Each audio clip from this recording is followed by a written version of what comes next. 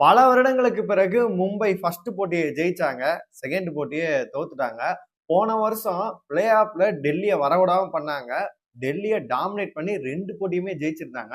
இந்த டைம் வந்து டெல்லி வந்து டாமினேட் பண்ணி ஃபர்ஸ்ட் போட்டியே மும்பை கூட வந்து ஜெயிச்சுட்டாங்க. பாயிண்ட்ஸ் டேபிள்ல ஃபர்ஸ்ட் பொசிஷன் போயிட்டாங்க. மும்பை 5, 6வது பொசிஷன்ல இருக்காங்க. பேட்டிங் சொதப்பல். இவங்களையும் சென்னை கனெக்ட் பண்ணி நான் ஒரு விஷயத்த சொல்றேன். உங்களுக்கும் அது கனெக்ட்டா படுதா அப்படின்ற விஷயத்தையும் சொல்லுங்க. எல்லாத்தையுமே நம்ம ஃபுல்லாவே பார்த்துடலாம். ஹாய் மக்களே! நான் உங்க ஷாம். நெறைய பேர் வீடியோ பார்க்குறீங்க.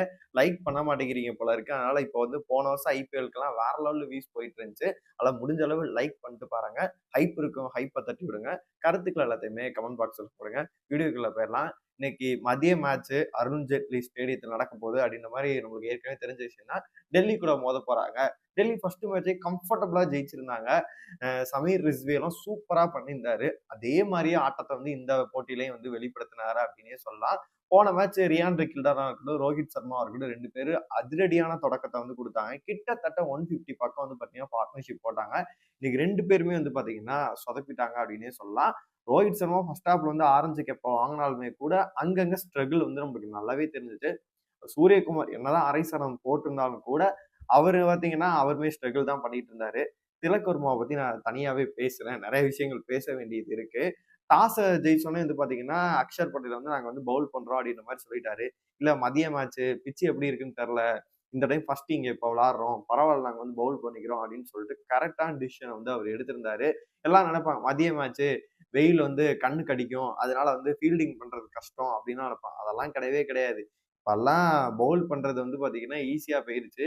அதே மாரி பேட்டிங் பண்ணாலுமே வந்து பார்த்தீங்கன்னா, 250க்கு மேல அடிச்சுட்டாங்க அப்டின்னா கூட வந்து பார்த்தீங்கன்னா, சேஸ் பண்ணி ஈஸியாவே ஜெயிச்சர்றாங்க.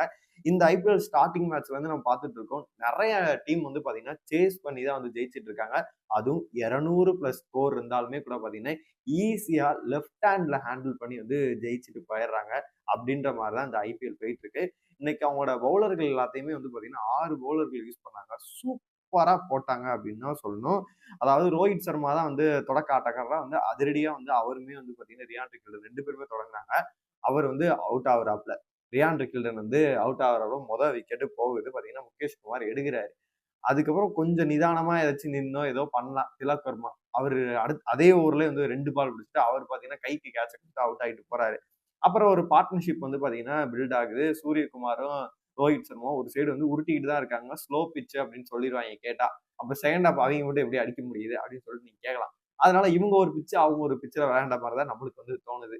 அதனால மும்பை ஃபேன்ஸ் எல்லாம் கண்டிப்பா கடுப்பாயிருப்பீங்க இன்னைக்கு மேட்ச பார்த்திருக்கோம். ஒரு 190 கூட அடிக்க முடியாத அளவு பார்த்தீங்கன்னா, ஒரு ஹிட்டர் இல்லாத டீமா ஏன்டா கடப்பாரன்னு சொன்னீங்களாடா என்னடா அப்படின்ற மாரி. நான் டீட்டெயில்டா நெறைய விஷயத்த பத்தி பின்னாடி அத பத்தி ஜாயின் பண்ணும்போது நான் நெறைய விஷயத்த உங்களுக்கு சொல்றேன். உங்களுக்குமே அது கனெக்ட் ஆகும் அப்படின்னு நெனைக்கிறேன். பார்த்தீங்கன்னா, அவங்க பார்ட்னர்ஷிப் வராங்க. அந்த பார்ட்னர்ஷிப் பார்த்தீங்கன்னா, ரோஹித் சர்மா வந்து ஆரஞ்ச் கேப் வாங்கணும் 33 ரன் அப்ப அத கரெக்ட்டா கால்குலேட் பண்ணி ஆடிட்டு அவருமே அவுட் ஆயிட்டு போயிட்டாரு. அப்புறம் சஃபன் ருதர்ஃபோர்டு அவர் எதுவும் தாக்கத்த ஏற்படுத்துவாரு. வேர்ல்டு கப்ல வந்து சூப்பரா ஆடினியேப்பா அங்க ஆடு அப்படின்னா, அவர் ஒரு பார்த்தீங்கன்னா, ஒரு 5 ரன்னுக்கு வந்து அவுட். ஒரு சைடு அவர் அவுட் ஆனாலுமே சூரியகுமார் முக்கி திக்கி இந்த கேப்டன்சி நான் எடுத்திருக்கேன். ஹர்திக் பாண்டியாக்கு என்ன ஆச்சுன்னு தெரியல. நான் பண்ணிருவேன் அப்படின்னு சொல்லிட்டு வந்து பாத்தீங்கன்னா, அவர் ஒரு அரை சதத்த போட்டாரு. 36 பால்ல தான் போட்டாரு. 3 4 2 6 பரவாயில்லன்னு சொல்றேன். எல்லாரும் அடிக்காம இருக்க அவராச்சும் தேத்தி குடுத்தாரு அப்படின்னே சொல்லலாம். அப்புறம் நம்ம நமன்தீர் வந்தாரு. அவர் ஒரு சைடு வந்து பாத்தீங்கன்னா, கட்டைய போட்டு 21 பாலுக்கு 28 தான் அடிச்சாரு. 2 4 ஒரே ஒரு 6. அப்புறம் சாட்னர் இன்னைக்கு மேட்ச்க்குள்ள இருந்தாரு. அவரும் ஓரளவு பார்த்தீங்கன்னா, ஒரு 18 ரன் தேய்த்தாரு. கடைசியில கார்வின் போஸ் வந்து ஒரு 11 ரன் தேய்த்தாரு. ஓவராலா பார்க்கும்போது, எந்த ஓவருமே வந்து பார்த்தீங்கன்னா, ஒரு 4 ஒரு 6 வர்றதுமே நம்ம வந்து வருமா? இல்ல வராதா? அப்படின்ற லெவல்ல தான் வந்து நம்ம பார்த்துக்கிட்டு இருக்க வேண்டியதா இருந்துச்சு. அவங்க பவர் பிளேலயும் சரி, டெத்லயும் சரி, மிடில் ஓவர்லயும் சரி, அக்ஷர் பட்டேல் எல்லாருக்கும் ஓவர் வந்து பார்த்தீங்கன்னா, சூப்பரா யூஸ் பண்ணாரு. ஏன்னா ஓவர் 14 ஓவருக்கு மேல போயிருச்சு. எங்கடா வந்து நட்ராஜன் கேட்டேன். இருங்கப்பா அவரை நான் கடைசியா கொண்டு வரேன்னு சொல்லிட்டு கடைசியா கொண்டு வந்து அவர் ஒரு 2 விக்கெட்டுகளை வந்து எடுக்கிறாரு. அவங்க பவுலர்ஸ் எல்லாமே வந்து பாத்தீங்கன்னா இன்னைக்கு வந்து சூப்பராவே போட்டாங்க. மும்பை வீரர்கள்லாம் திணறடிச்சுட்டாங்க அப்படின்னே சொல்லலாம். ரன்னே குடுக்காம செமையா பண்ணாங்க அப்படின்னே சொல்லலாம். முகேஷ் குமார் அவருக்கு 2 விக்கெட் கிடைச்சு. அப்புறம் இங்கிடிக்கு வந்து பாத்தீங்கன்னா 34 ரன் குடுத்தாலுமே வந்து பாத்தீங்கன்னா, ஒரு விக்கெட்டுகளை எடுத்திருந்தாரு. அப்புறம் அக்ஷர் பட்டேலுக்கு ஒரு விக்கெட் கிடைச்சுச்சு.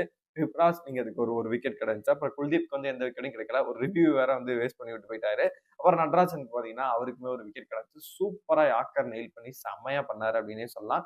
162 தான் வந்து இவங்களால அடிக்க முடிஞ்சுச்சு. 6 விக்கெட் வந்து போயிருச்சு. நம்மளுக்கே தெரியும்.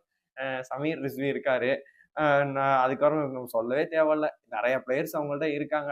கேஎல் ராகுல் இன்னைக்கு நின்னுட்டாரு அப்படின்னா, கண்டிப்பா வந்து இது நிசாங்காவும் நின்னுட்டாரு அப்படின்னா, ஏதாச்சும் ஒருத்தர் நின்னாவே போதும். கிளைமாக்ஸ்ல முடிச்சு கூட டேவிட் மில்லர், ஸ்டெப்ஸ் இருக்காங்க. அதெல்லாம் கம்ஃபர்டபுளா ஜெயிச்சுருவாங்க அப்படின்றத நம்மளுக்குமே தோணுச்சு. ஆனா என்ன அப்படின்னா, பட்டுன்னு வந்து ஓப்பனிங்ல வந்து பார்த்தீங்கன்னா, விக்கெட்டுகள் விழுது. அப்ப நம்ம மும்பை மாரி பவர் பிளேலயே 2 விக்கெட் விழுந்துச்சு. மும்பை பவர் பிளே 40 எடுக்குறாங்க அப்படின்னா, அதே ரேஞ்சுல தான் அவங்களுமே இருந்தாங்க. அங்க இருந்து பார்ட்னர்ஷிப் பில்ட் பண்ணி வந்து பார்த்தீங்கன்னா, சமீர் ரெஸ்வி கொண்டு போனாரு. அந்த மாரி இங்க வந்து யாருமே பண்ணவே இல்ல. யாராச்சும் நின்றுருந்தாங்க அப்படின்னா, 200 கொண்டு போயிருந்தா கூட கண்டிப்பா இன்னைக்கு வந்து மேட்ச வந்து ஜெயிச்சிருந்திருக்கலாம். அத வந்து மும்பை பிளேயர்ஸ் வந்து பார்த்தீங்கன்னா, தவறு பண்ணிட்டாங்க அப்படின்னே சொல்லலாம். கேஎல் ராகுல் வந்து பார்த்தீங்கன்னா, 1 ரன் எடுத்து ஓவர்லயே விக்கெட் போயிருச்சு அவருக்கு. தீபக் சகார் எடுத்துட்டாரு. பவர் பிளேல ஒரு விக்கெட் எடுத்துட்டாரு. அதுக்கப்புறம் பார்த்தீங்கன்னா, நிசாங்கா வந்து ஒரு சைடு வந்து அதிரடியா ஆடிட்டு இருந்தாரு. ஒரு 6ம் 4மா போட்டு 6 4 ஒரு 6ஓட வந்து பார்த்தீங்கன்னா கொளுத்திக்கிட்டு இருந்தாரு. அவர் விக்கெட் போகுது. அப்புறம் நிதிஷ் ராணா அவருக்கு முன்னாடியே கிளம்பிட்டாப்ல.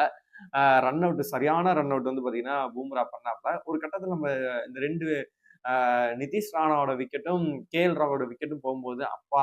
அடுத்தடுத்து விக்கெட்டுகள் எடுத்தா பவர் பிளேல ஒரு 3, 4 விக்கெட் எடுத்தா மும்பை ஜெயிச்சிரும் அப்படின்னு சொல்லிட்டு நம்ம மனசுல தோணிட்டு இருக்கோம். ஆனா அது நடக்கவே இல்ல. 2 பேர் வந்து பார்ட்னர்ஷிப் போட்டாங்க. அதனால வந்து பார்த்தீங்கன்னா, அழகா நிசாங்காவும், சமீர் ரிஷியும் போட்டாங்க. அவங்க எங்கேயோ மேட்ச் எடுத்துட்டு போயிட்டாங்க. இப்ப நிசாங்கா அவுட் ஆனா கூட வந்து பார்த்தீங்கன்னா, சமீர் கடைசி வரைக்கும் மேட்ச வந்து கொண்டு போயிட்டு 90 ரன்கள் அடிச்சுட்டு, ஆரஞ்சு கேப் ரோஹித் சர்மா அண்ணன், நீங்க என்ன வச்சிருக்கீங்க? குடுங்க நானே எடுத்துட்டு போறேன் அப்படின்னு சொல்லிட்டு, கிட்டத்தட்ட வந்து பார்த்தீங்கன்னா, போன மேட்ச் ஒரு 70, 80 அடிச்சாரு. இந்த மேட்ச் வந்து பார்த்தீங்கன்னா, கிட்டத்தட்ட சதம் போட்டிருப்பாரு. ஒரு 90 ரன்கள வந்து அடிச்சிருந்தாரு. கம்ஃபர்டபுளா வந்து பார்த்தீங்கன்னா, அவங்க ஜெயிச்சுட்டாங்க அப்படின்னு தான் சொல்லலாம். மில்லர் வந்து கடைசியில ஒரு 4 4 அடிச்சு வந்து பார்த்தீங்கன்னா, ஒரு கேமியோ வந்து பண்ணிட்டு போயிருந்தாரு.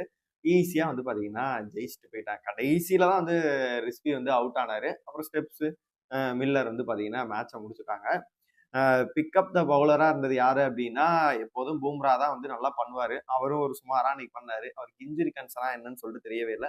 இப்போ ஓரளவு பரவால்ல அப்டின்னு சொல்லிட்டு பண்ணாரு. தீபக் சகாரும் பரவால்ல அப்டின்னு சொல்லிட்டு பண்ணாரு. கையில போட்டனால அந்த பவர் பிளேக்கு அப்புறமேட்டு ஓவர் குடுக்க முடியல அப்டின்னு நெனைக்கிறேன். அப்புறமேட்டு சர்துல் தாகூர் ஓவர போட்டு கிழிச்சு விட்டாங்க. அப்புறம் மார்க்கண்டே ஓவர் டீசென்ட்டா போட்டாரு. சாட்னர் வந்து பார்த்தீங்கன்னா, டீசென்ட்டா போட்டாரு. அவருமே ஒரு விக்கெட் எடுத்திருந்தாரு. கார்பின் போஷும் வந்து பார்த்தீங்கன்னா, ட்ரெண்ட் போல்ட்டுக்கு பதிலா வந்திருந்தாரு. அவருமே ஒரு விக்கெட்டுகளையும் எடுத்திருந்தாரு. ஆனா, அவரு ஓவரையும் போட்டு பிரிச்சு விட்டாங்க. என்ன ஒரு பிரச்சனை அப்டின்னா, மும்பைய பொறுத்தளவு போன மேட்ச் வந்து அதிலேயே கணிச்சுட்டாங்க. சாட்னருக்கு பேக்கப்பா தான் வந்து பார்த்தீங்கன்னா, அல்லாஹ் அஃபர் வந்து எடுத்துட்டு வந்தாங்க. சாட்னர் உள்ள வந்ததுனால பார்த்தீங்கன்னா, அவர வந்து டீமுக்குள்ள கொண்டு வந்துட்டாங்க. இப்ப என்ன ஒரு பிரச்சனை டீமுக்குள்ள இருக்கு அப்டின்னா, நீங்க இதோட நான் சென்னை சூப்பர் கிங்ஸையும் மும்பையும் வந்து கனெக்ட் பண்ணி பார்க்குறேன். நீங்க ஃபர்ஸ்ட் மேட்ச் வந்து கேகேஆர் கூட விளையாண்டாங்கல்ல. அந்த மேட்ச்ல வந்து ரியான் ரிக்கில்டனும், ரோஹித் சர்மா பவர் பிளேலயே இவங்க 2 பேரும் அவுட் ஆயிருந்தாங்கன்னா வச்சுப்போம். அதுக்கப்புறமேட்டு அதுக்கு வர ஆட்கள் எல்லாமே சத்தியமா வந்து டப்புன்னு அவுட் ஆயிருந்திருப்பாங்க. திலக் வர்மாவும் இந்த இடத்துல பேசியே ஆகணும். அவர் வேர்ல்டு கப்லயே சுத்தமா ஃபார்ம்லே இல்லாம இருந்தாரு. அதே மாரி தான் வந்து சூரியகுமாரும் சுத்தமா ஃபார்ம்ல இல்ல. இன்னைக்கு ஒரு டீசென்ட்டான இன்னிங்ஸ் ஆடுனாரு. இருந்தாலுமே கட்டைய போட்டு தான் ஆடிட்டு இருந்தாரு. அதுக்கு மேல வந்து பார்த்தீங்கன்னா, இவர் வந்து சுத்தமா ஃபார்ம்லயே கிடையாது திலக் வர்மா.